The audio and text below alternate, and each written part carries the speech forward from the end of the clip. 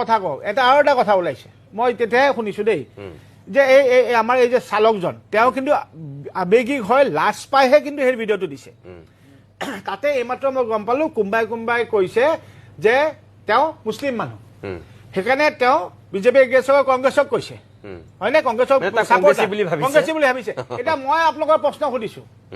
মই গোস্বামী এটা বামুণ মই এজন গোস্বামী ল'ৰাটো মই এতিয়া যে এইখিনি বেয়া পাইছোঁ এতিয়া মোক কি পাৰ্টি বুলি ক'ব আপুনিতো জুবিনৰ বন্ধু আপুনি মোক কি পাৰ্টি ক'ব এতিয়া তাৰমানে জুবিনৰ কথা কোনোবাই সঁচা কথা ক'লে সি পাৰ্টিত সোমাই গ'ল নেকি কাৰণ বিশেষকৈ এতিয়া ইলেকশ্যনখন আগত আছে কাৰণে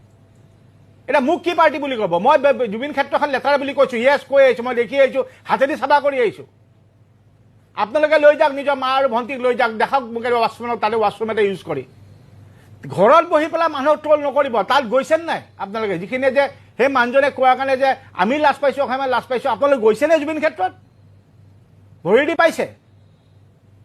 আমি গৈছোঁ যোৱাকালি বয়সস্থ মাইকী মানুহ আমাক সাপতি হুকে কান্দি আছে এতিয়া জুবিনৰ কাৰণে আৱেগিক হয়